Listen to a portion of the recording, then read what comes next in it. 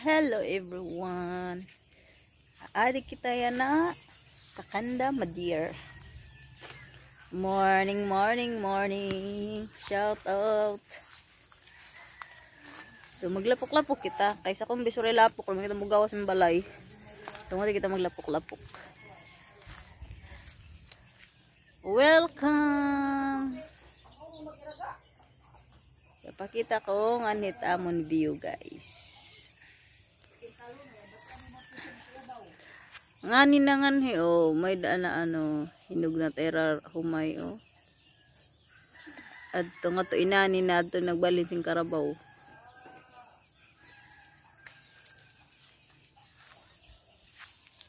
Hinog na kanda mama gihap humay hapit na.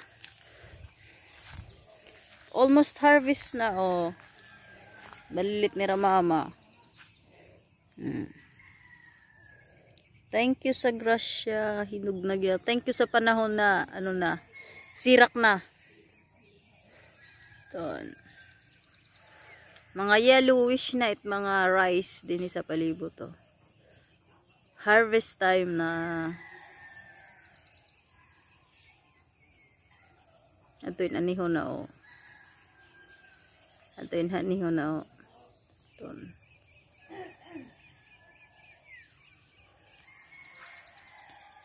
Tanan si Tiyo makitaan diri amon.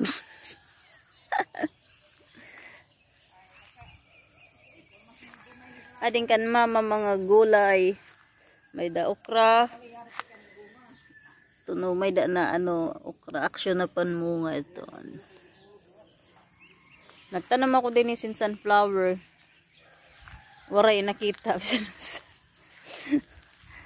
Aning kan mama mga balatong maniwang kay diri maabunuhan kay sige uran. Ton naka-harvest na si mama sini. Ton may dala mga bunga na-harvest na ini niya kakulop may ni nga waray na nga bunga. So yan na okay net panahon uran gabi na adlaw sirak na. So perfect para sa may mga tanom. Tapos ini adi pipino I think under ako sayop. Ton may da na almost mag-bloom na mga flowers I add in my flowers na. So, sa probinsya guys or either sa dating pa na way ng pagtatanim ng mga ganitong gulay na gumagapang ay ito talaga yung mga ginagamit. Ito yung sa kawayan, yung dulo ng kawayan. Marami pang ganito. So, ngadi kita. Ito naman ay ampalaya. Meron na ring mga flowers Yan. So, mayroon pang pahabol sa bagong tanim. Ayan. Uy, may maliit na siya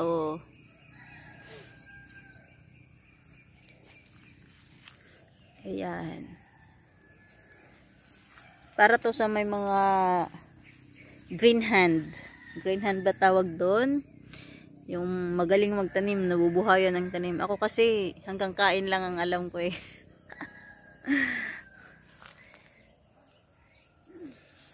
Hindi ako nabubuhayan pag ako yung nagtatanim. Kaya hanggang kain lang talaga ako. Sa pangkain lang ako pwede. Yan Soon, lalaki din mga bunga nito. Dito may mga okra din. Kailangan na damuhan. Ayan. So, ito yung palay ng pinsan namin. Ganda ng palay nila. May insekto ang tawag dito sa inyo guys, comment below. Sana.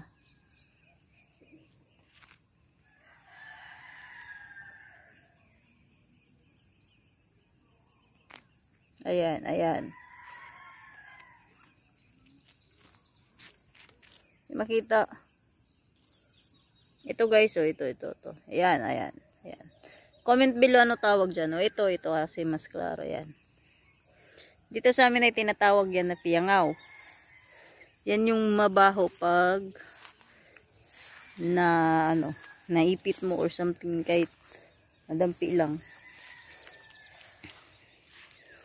So, ito yung kinamad deer. Itong sinasabi ni mama sa amin na kahit nasa puno pa lang ay nag-iitim-itim na. Ayan, oh. Ayan. Nag-iitim-itim na siya kasi nga buhat nung laging na ulan. Walang tigil yung ulan. So, yung bunga, ang ending ay ganyan. Sira na kahit nasa puno pa. O ito, walang lahat. Yan, itim-itim. Tsaka, wala nang laman. Ito, yan. Wala na. Kaya ang problema pag laging na ulan. Tapos nagbubunga, may bunga na yung mga palayan kasi naisira. Ngingitim. Buhat na hindi ma-sprayhan ng anti-insects. Kasi ang daming insekto. Ayan. Ganda. Ganda ng paligid. Ayan.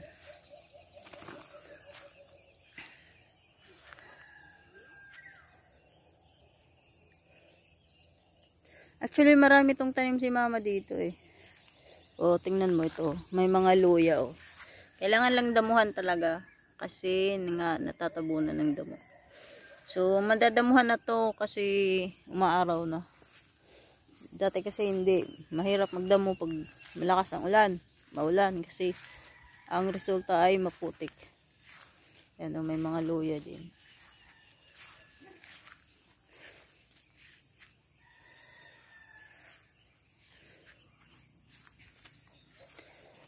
Ito yung amin. Ayan, andyan si mama oh. Nasa mga manok niya. Kausap niya yung ate namin. Yung ginawa ni mama ang poste oh guys. Tingnan nyo. Nabuhay yung bayabas. Ito may bayabas na sa gitna.